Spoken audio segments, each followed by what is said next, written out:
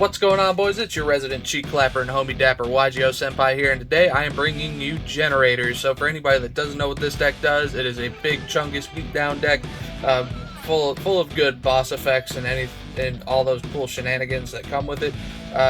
You'll obviously find out later in the video what all is going on with it. So without further ado, I'm going to go ahead and get started. Actually, before I do, make sure that we like, comment, subscribe, hit the notification bell, all those fun things. I know you probably think that you're subscribed because I keep getting recommended to you, but you probably are in fact not. So just make sure that we're double checking that for me. And without further ado, we're going to get right on into it. So first, I'm playing 2 copies of Hard Generator Boss of Storms. For anybody that doesn't know what this card does, I contribute 2 generators or 2 spellcasters on my side of the field and negate an opponent's monster effect, which is really good. Effect negation, of course, is going to be great in this format.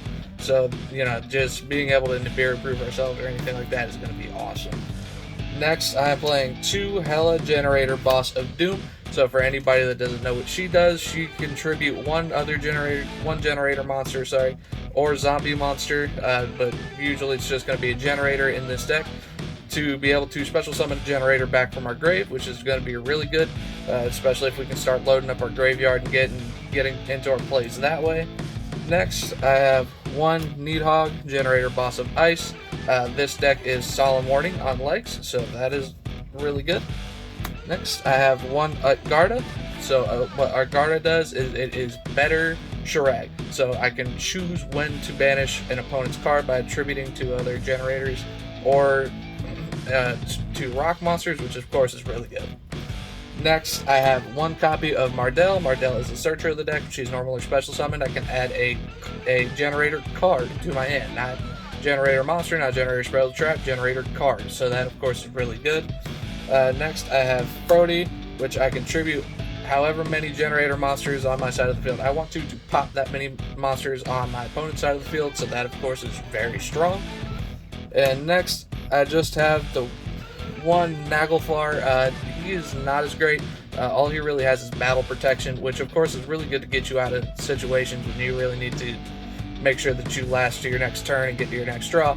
But he is by far the weakest of the boss monsters, so only playing him at 1 does not feel terrible at all.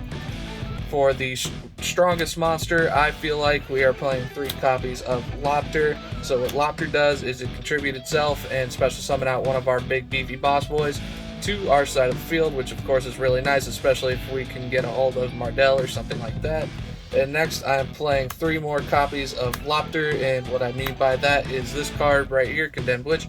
When it is normal summon, can search a forbidden quick play spell and add it to our hand, and then during our opponent's main phase, we contribute itself and special summon another level 4 or level 4 fairy, which will be our copies of Lopter, and then we can go ahead and quick effect use Lopter's effect to special summon out one of our big boss boys right here.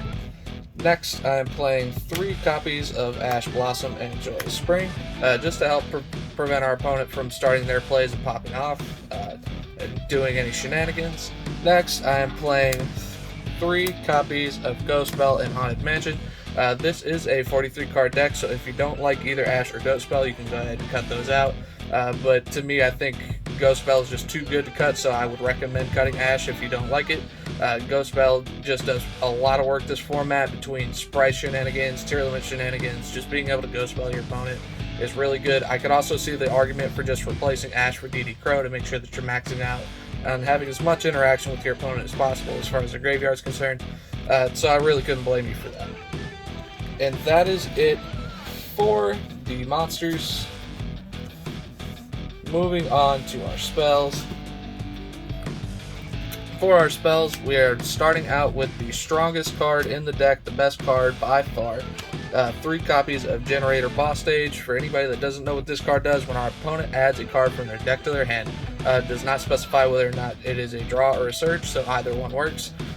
We can special summon out a generator monster from our deck in defense position, and then special summon as many tokens as possible to our side of the field, which of course is really strong because we can use those tokens to tribute off for our generator effects. Next, I'm playing 3 copies of Generator Boss Quest. Boss Quest, for anybody that doesn't know what this card does, its effect is that you can reveal a generator monster in your hand and then add a 1 or I'm sorry, either up to 2 generator spells or traps, which of course is really strong. And then once you've done that, you just put the monster that you revealed on the bottom of your deck. So it is a break-even card, but it gets you to exactly what you need, especially being your boss stage, because that is the most important card in your deck, like I said. So, you know, just being able to see that and see your field spell is just super important. Next, I'm playing 3 copies of World Legacy Monstrosity. Of course, is a big boss beatdown deck. We want to be able to put them on field as quickly as possible. We are playing 3 copies of Pot of Extravagance. So, as we can see, we are on an extra build, so our extra deck is built for that. Of course, we are playing 3 Condemned Witch, so we are also playing 3 copies of Forbidden Chalice. Forbidden Chalice being good spot negation, being able to deal with any of our opponent's problem cards is super good. Then we have the 1 Call by the Grave and the 1 Terraforming. So Call by the Grave, of course, super good. Terraforming, another way just to see our field spell, obviously going to be super important in this deck. And that is all for the spells. Moving on to the traps. First, I'm playing 2 copies of Generator Boss Fight. This card right here just activates our field spell when we activate this card, which is super nice. Now you may be wondering why I'm only playing 2 of this. I just think that traps are too slow to be running too many of them. Generator Boss Fight being run at 2, that way we can have a higher chance of seeing it in our opening hand, but we don't choke on it, is just going to be perfectly fine. Now we have 1 copy of Generator Boss Room. This card puts in a lot of work, and you may not even realize it. So what this card does, for anybody that doesn't know, is when your opponent activates an effect in response to one of your generator effects, what you can do is discard a card and then change the effect of that card to each player draws 1 card. So it's really nice. Being able to essentially just negate whatever your opponent responds to your effects with is super good. And next, because we want to be able to control the board at all times, we are playing 2 copies of Summon Limit. Summon Limit, of course, just a blowout against most decks. Most decks want to really be able to get their engines online and go ahead and summon. So just having Summon Limit flip on them usually can just steal you a game that way. That is all for the traps. The extra deck, super simple. Again, you guys did see that we were playing an extra build. So first we're playing 3 copies of Jormungandr.